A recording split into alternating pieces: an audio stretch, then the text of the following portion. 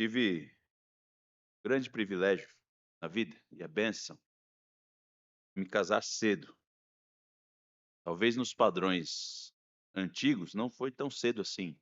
Eu me casei aos 21 anos.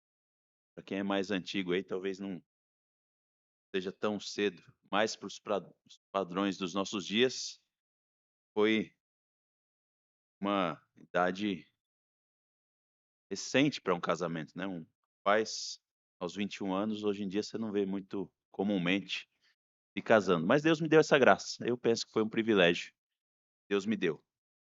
Mas junto desse privilégio de me casar cedo, né, as bênçãos todas que estavam envolvidas, minha energia, minha disposição para o casamento, veio também todas as mazelas que isso trouxe junto, né? Inclusive a imaturidade que eu tinha quando eu me casei. Então, um grande exemplo disso foi uma celeuma que tivemos por alguns meses em minha casa para decidir aonde deveria ficar o cesto de roupa suja, né. Na minha opinião, ele deveria ficar no banheiro. Na opinião da minha esposa, deveria ficar na lavanderia. E por alguns meses isso foi motivo de discussões intensas, né. Coisa foi bonita de ver. Mas é interessante, né, essas coisas, essas discussões, e ela tinha a opinião dela e tentava fundamentar a opinião dela, eu tinha as minhas opiniões e fundamentos do porquê eu queria o cesto no banheiro. E muitas vezes quando nós temos essas decisões, assim, precisam ser tomadas, é muito mais fácil quando a gente tem alguém para decidir para a gente ou alguém que vem com uma instrução pronta, né, e diz assim: "Olha, o cesto de roupa suja deve ficar no banheiro ou na lavanderia".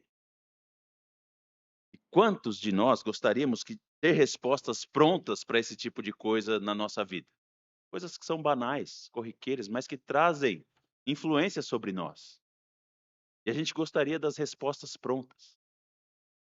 Queria uma resposta pronta, algo que já viesse e decidisse. E se isso é uma expectativa que nós temos quanto a coisas tão banais quanto o cesto de roupa suja, muito mais sobre questões mais sérias, sobre questões mais complexas e difíceis da vida. Nós temos a tendência, então, de, às vezes, procurando soluções e respostas rápidas para questões complexas e difíceis da vida, né, nos achar em encrenca. Isso aconteceu com a igreja, irmãos. A igreja, por muitos anos e muitos séculos, se colocou sob a autoridade de um homem, porque esperava nesse homem a solução de todas as suas seus problemas, das suas celeumas, das suas expectativas, das suas brigas, dos seus conflitos, das suas complexidades.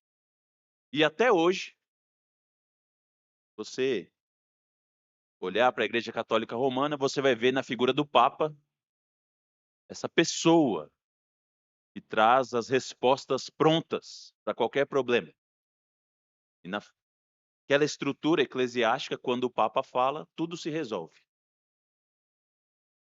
Na história cristã, no século XVI, um dos grandes movimentos que a reforma trouxe foi aniquilar isso para a igreja protestante. A gente não tem a resposta pronta de uma pessoa que se diz, né, um sucessor do apóstolo Pedro, mas nós vamos buscar as respostas para a nossa vida, na escritura e na sabedoria de Deus. É mais difícil, mas esse é um dilema para a gente e é uma coisa para a gente trabalhar a nossa vida. Eu quero convidar você a abrir a sua Bíblia em 2 Timóteo capítulo 3, e considerando a instrução do apóstolo Paulo a Timóteo,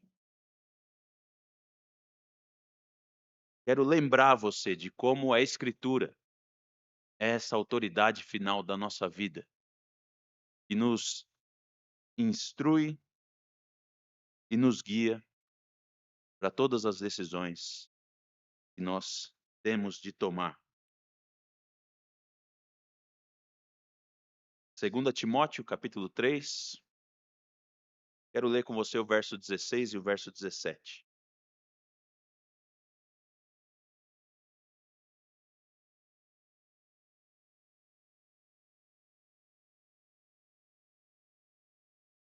Segunda Timóteo 3:16, diz assim a palavra do Senhor: Toda a escritura é inspirada por Deus e útil para o ensino, para a repreensão, para a correção, para a educação na justiça, a fim de que o homem de Deus seja perfeito e perfeitamente habilitado para toda boa obra. Oremos. Senhor nosso Deus, nós nos colocamos nesta noite, neste salão, para adorar e bendizer o teu nome. Este é o propósito dessa reunião. Render glórias ao Criador de toda a terra, ao sustentador de todas as coisas, Deus provedor, Pai, Filho e Espírito. Nós cremos que o Senhor é Criador de todas as coisas e que na criação é possível reconhecer o Senhor, mas nós cremos que de maneira especial o Senhor se revelou ao falar aos homens. E essa revelação se encontra nas Escrituras Sagradas. Senhor, nessa noite, conforme nós vamos nos lembrar dessa verdade e considerar alguns poucos aspectos a respeito da tua revelação especial, a nossa súplica, o nosso pedido é que o Senhor abra os nossos olhos e o nosso entendimento para vermos a majestade do Senhor na Escritura, crescemos em relação à nossa confiança na tua palavra. Enche, ó Pai, o nosso coração de amor pela tua revelação, de anseio e de desejo por conhecer ao Senhor da maneira que o Senhor se revelou a nós.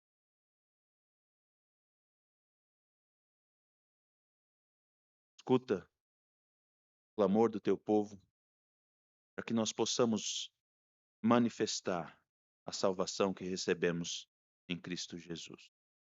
Que as palavras de nossos lábios e o meditar nosso coração sejam agradáveis na tua presença. Amém. O apóstolo Paulo escreve essa segunda carta a Timóteo já bem ao fim de sua vida. Ele está já numa segunda prisão, provavelmente num calabouço em Roma.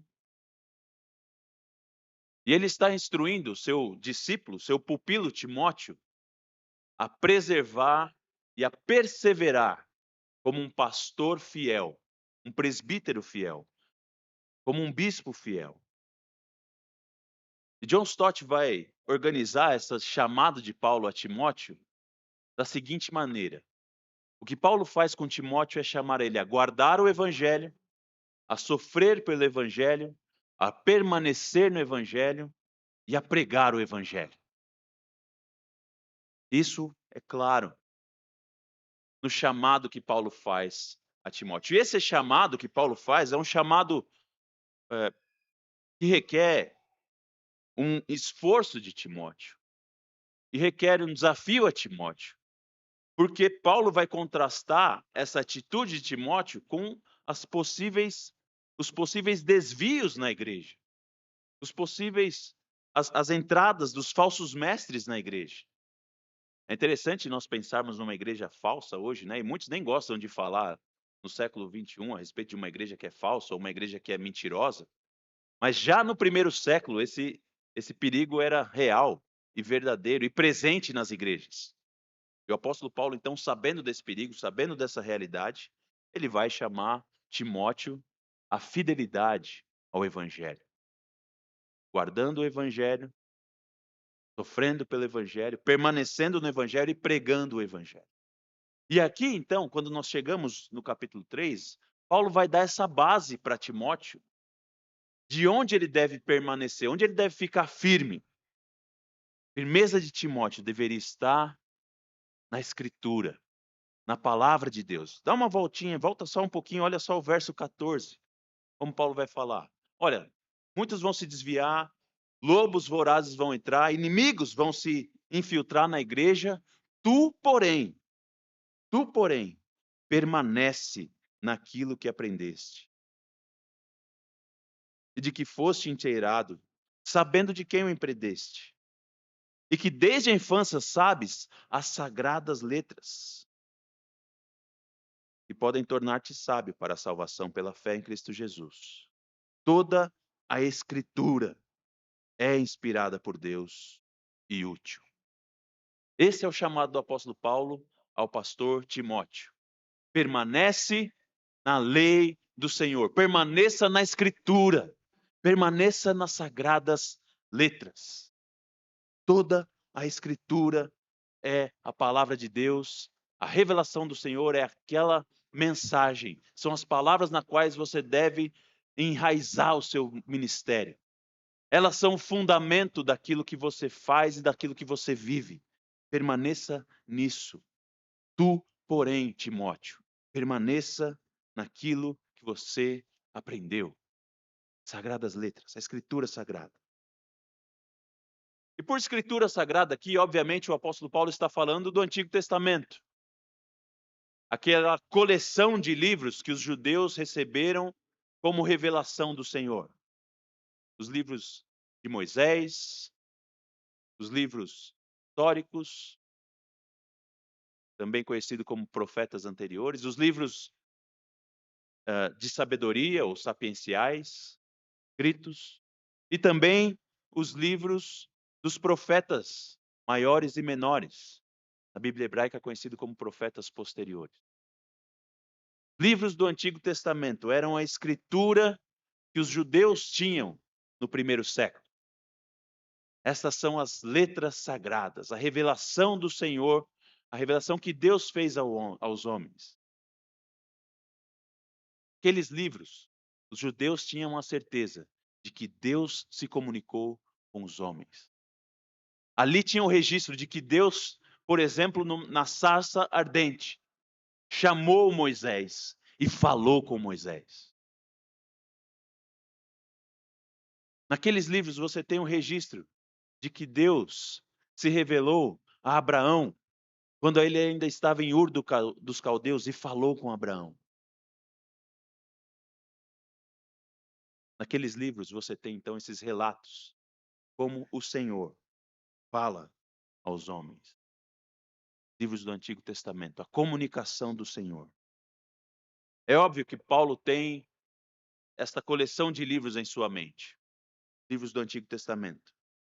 Mas é também alvo da instrução de Paulo a Timóteo aqui, os novos livros que estavam sendo escritos e estabelecidos no período do primeiro século, os livros do Novo Testamento.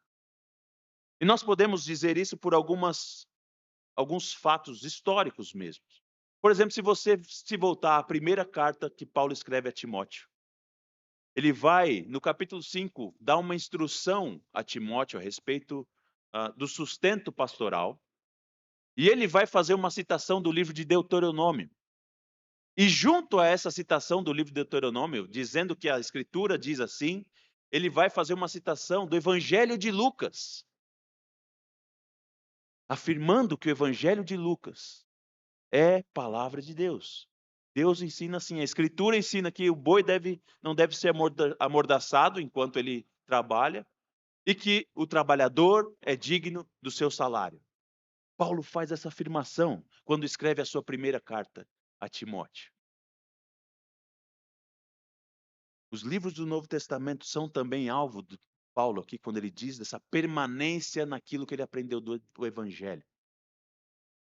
Volta comigo rapidinho no capítulo 1 de 1 Timóteo.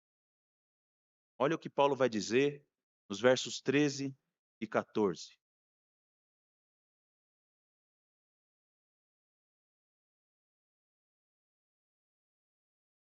Mantenha o padrão das sãs palavras que de mim ouviste, com fé e com o amor que está em Cristo Jesus. Guarda o bom depósito mediante o Espírito Santo que habita em nós. Olha a autoridade que o apóstolo Paulo se coloca sobre a vida de Timóteo. Guarda as palavras que você ouviu de mim. Assim como você vai permanecer, obviamente nos livros do Antigo Testamento, mantém as palavras que eu te ensinei na minha autoridade apostólica. E os apóstolos tinham já essa noção de que o Senhor estava ali, naquele momento histórico, nos discípulos de Jesus Cristo, os santos apóstolos, continuando a sua revelação especial. Isso também é afirmado pelo apóstolo Pedro, na sua segunda carta, quando ele vai dizer que alguns que liam os escritos do apóstolo Paulo, as cartas do apóstolo Paulo, tentavam deturpar o ensino do apóstolo Paulo, porque eram textos difíceis. Então aqueles enganadores tentavam deturpar aquele ensino, tentavam estragar. E eles tentavam fazer isso assim como faziam com as demais escrituras. É isso que o apóstolo Pedro vai dizer, chamando então os escritos de Paulo de escritura, de ensino fundamental, de revelação do Senhor. Então Paulo tem aqui o Novo Testamento em mente também, não somente aqueles 39 livros do Antigo Testamento, mas também esse novo ensino que os apóstolos estão estabelecendo. Os apóstolos que receberam do próprio Senhor Jesus a autoridade de ensinarem em nome dele, nos seus escritos também têm autoridade de dizer em nome de Deus. Sendo assim, o registro dos apóstolos, conforme eles falam, quando eles falam, Deus fala. Assim como quando Isaías falava, Deus falou por ele. Quando Judas escreve a sua carta, Deus fala por Judas.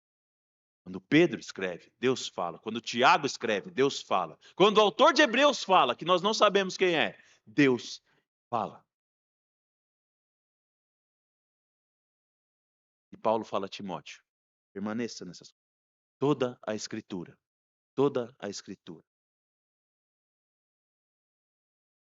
Escritura que tem origem apostólica, a origem no ensino do profeta, que é o maior dos profetas, o Senhor Jesus Cristo. É a Escritura que você deve abraçar. É a Escritura na qual você deve se fundamentar. E por que você deve abraçar a Escritura? Por que Timóteo deveria abraçar a Escritura? O apóstolo Paulo vai dizer, porque ela é inspirada. Ela é inspirada por Deus. Deus soprou as palavras aos homens. Quando a Escritura fala, meus irmãos, Deus fala. Isso é algo magnífico. É algo magnífico. O Senhor Deus se deu a conhecer. Ele se deu a conhecer. O salmo que nós lemos, Salmo 19, nós lemos a segunda parte, a primeira parte dele vai dizer de como Deus se dá a conhecer na criação.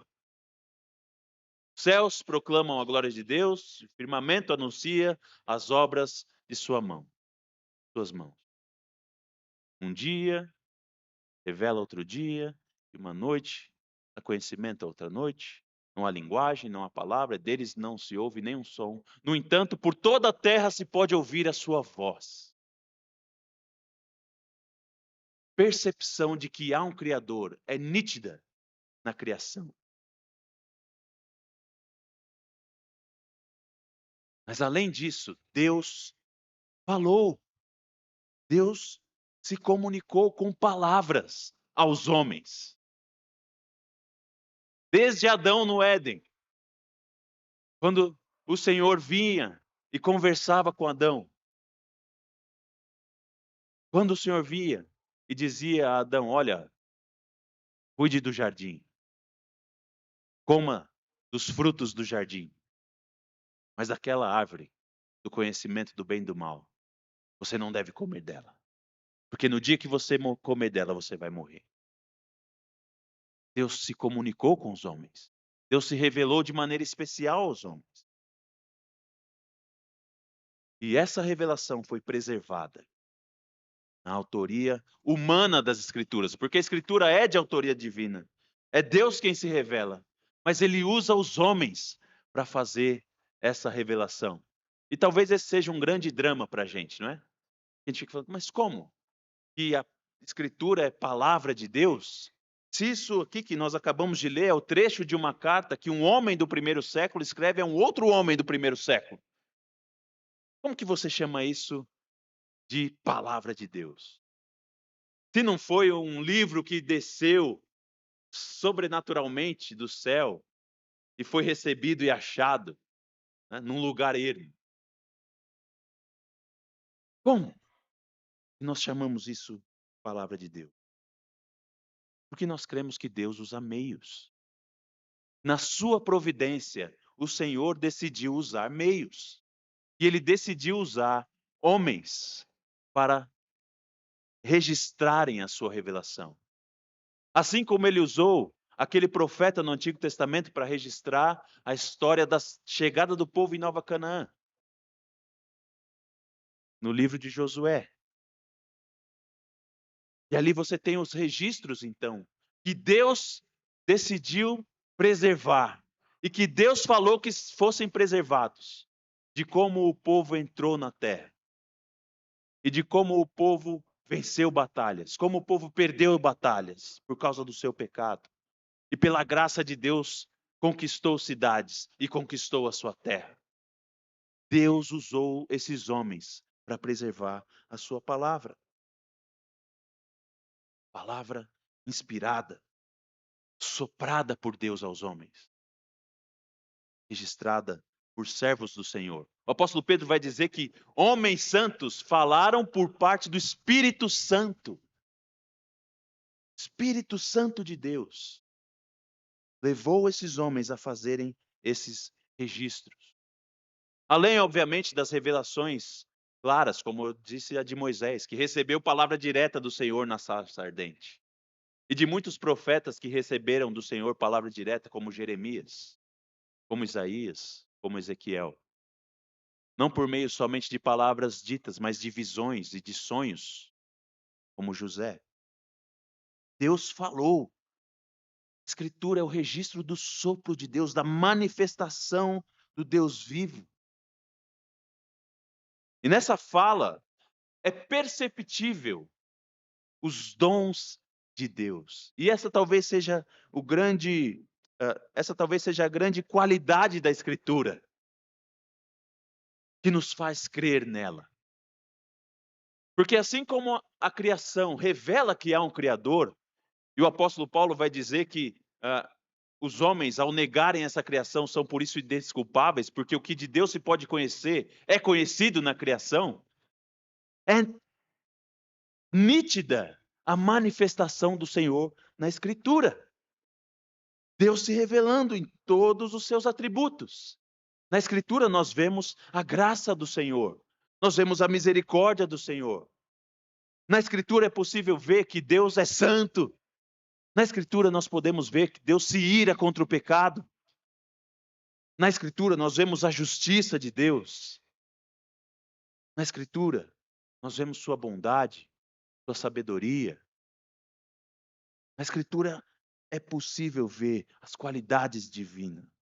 Os atributos reconhecíveis do Senhor estão nas Escrituras.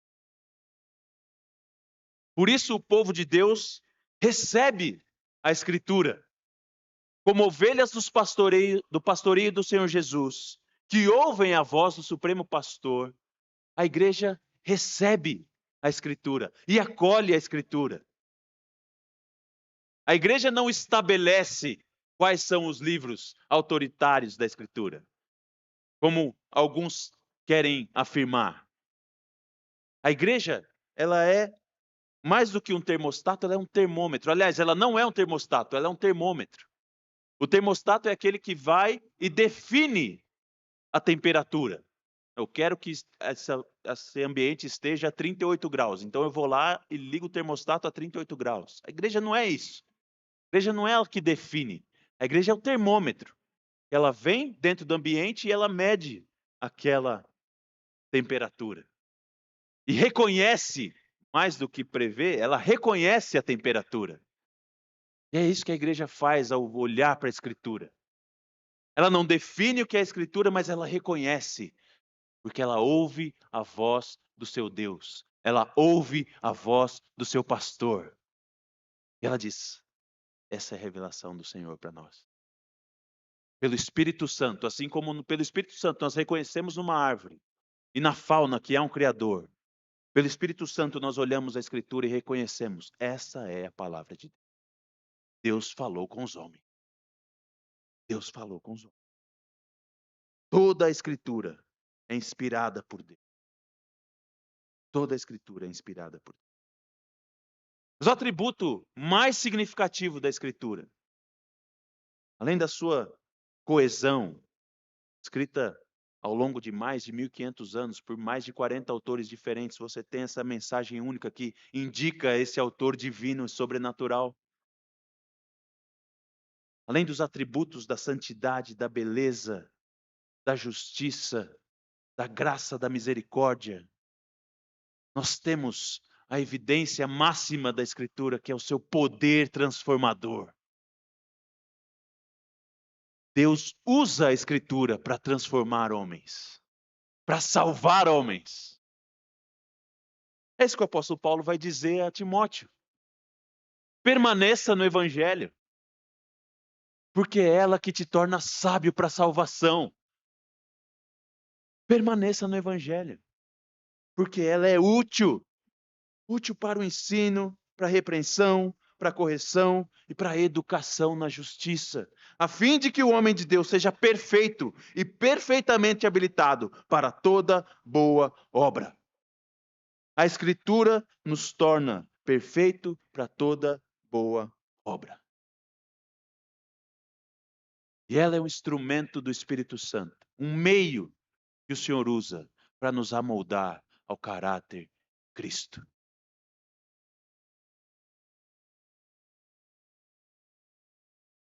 Irmãos, nós gostamos de pensar bem de nós mesmos, né? Nós temos uma visão muito alta a respeito de nós. Gostamos de pensar que nós somos corretos, nós somos bondosos, nós somos justos, nós somos honestos. Nós temos essa visão alta a respeito de nós mesmos. E quando nós temos essa visão colocada diante da Escritura de Deus, nós vemos um conflito muito grande. A Escritura vai revelar que os homens não são tão bons assim, não são tão retos assim, não são tão justos assim, não são tão honestos assim. Muito pelo contrário. A Escritura vai revelar que o homem é inimigo de Deus, que o homem é rebelde contra o seu Criador, e que o homem vive para cumprir os seus próprios desejos. E esse talvez seja o grande ponto do porquê a Escritura, ao mesmo tanto que ela é amada, talvez mais ainda ela é odiada. Porque ela revela o coração do homem de maneira mais crua possível. E sempre que nós pensamos, então, no ódio que as pessoas têm à Escritura, quando você vai sondando, e você vai cavucando, e você vai sondando, e você vai cavucando, você vai ver que no fim das contas, o ódio, a rejeição, ela é toda fruto de uma negação de uma autoimagem. As pessoas não querem aceitar aquilo que a Escritura fala a respeito delas. Que elas são rebeldes inimigas de Deus que necessitam de salvação.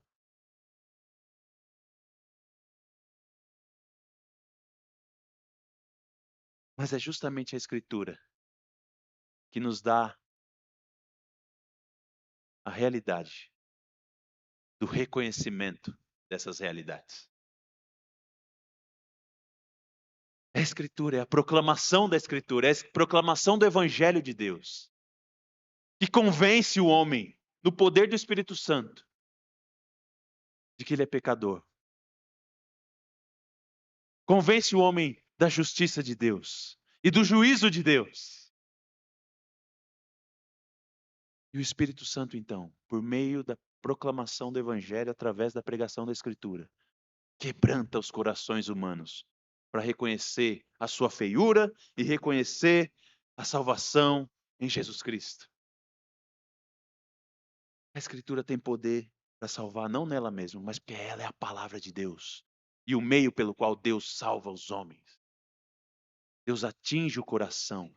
É a palavra de Deus que chega a discernir, a dividir as juntas e as medulas. Chega no mais profundo do ser humano, tornando o homem apto para a salvação, perfeito e perfeitamente habilitado para toda boa obra. Irmãos, a Escritura tem o poder de nos transformar, de nos ajustar à lei e ao caráter de Deus. Ela faz isso com os homens. Ela nos ensina, ela nos repreende, ela nos corrige, ela nos educa para a justiça e nós podemos então realizar boas obras. Lembra daquele salmo que Davi diz: guardo no meu coração a tua palavra. Para quê? Para não pecar contra ti. Eu guardo no coração as tuas palavras para não pecar contra ti. Nós não temos nem noção de quanto nós pecamos contra o Senhor. Você já reparou no final do salmo que nós lemos no início desse culto, Salmo 19? Quem há que possa discernir as próprias faltas? Absolve-me das que me são ocultas. Nós quebramos o mandamento de Deus, nós ofendemos a Deus de maneira que nós nem imaginamos, irmãos. Essa é a verdade. E a Escritura vem para ensinar para você quem Deus é e como é a lei do Senhor e como você deve viver de uma maneira que o agrade. E você é ovelha do pastoreio de Cristo. É isso que a Escritura faz, ela te ensina, ela te repreende, ela te corrige, ela te educa na justiça, para que você possa então manifestar a salvação que você recebeu em Cristo Jesus. E aqui então, irmãos, nós temos uma beleza muito grande. Porque o verso 17 de 2 Timóteo, capítulo 3, vai indicar para a gente essa grande realidade de que os crentes manifestam a sua salvação no seu dia a dia, pela instrução da palavra de Deus. A palavra não somente tem o poder de nos tornar salvos, aptos, sábios para a salvação, mas ela também transforma o nosso dia a dia e manifesta a salvação que recebemos do Senhor. E essas coisas não podem estar desassociadas. Não é possível você ser um salvo que não é quebrantado, ensinado, corrigido, repreendido e educado na justiça pela Escritura. Não é possível você ser um crente que não é conduzido na sabedoria da palavra inspirada de Deus. Essas coisas não podem estar desassociadas. Não podem se fazer separadas. Porque a Escritura tem poder completo, poder amplo.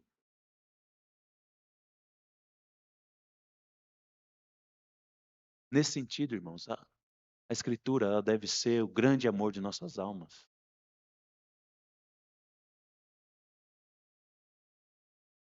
Poucos meses atrás nós memorizamos aquele versículo, e eu espero que você tenha memorizado. Bem-aventurado é o homem a quem tu repreendes, a quem ensinas a tua lei. Bem-aventurado o homem que é repreendido por Deus, que aprende a viver conforme a lei do Senhor, porque isso nos faz ter sabedoria para todas as decisões da vida. Todas as decisões da nossa vida. Inclusive, para onde deve ficar o cesto de roupa suja. Vocês querem saber como que nós decidimos isso na minha casa? Eu tive que reconhecer que eu estaria servindo melhor a minha esposa se eu deixasse a minha preguiça de lado e levasse a minha roupa suja até a lavanderia. Minha preguiça não ia me ajudar ali.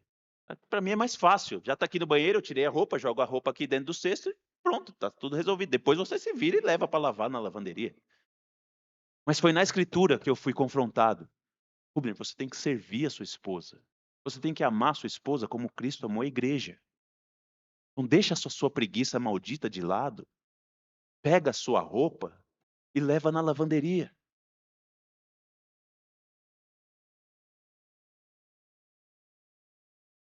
A Escritura tem todas as respostas. Isso não é simplesmente jargão. E toda a Escritura é inspirada por Deus e útil para o ensino, repreensão, correção e educação na justiça, a fim de que o homem de Deus foi salvo por Deus, homens e mulheres, aqui a palavra homem é a humanidade, seja perfeito e perfeitamente habilitado para toda boa obra. Boa obra. E é isso que a Escritura faz conosco. Nos dá poder a viver conforme o Senhor. E aí então nós não precisamos de respostas prontas. Nós não precisamos de alguém que chega e fala, faz isso ou faz aquilo. Não faz isso, não faz aquilo.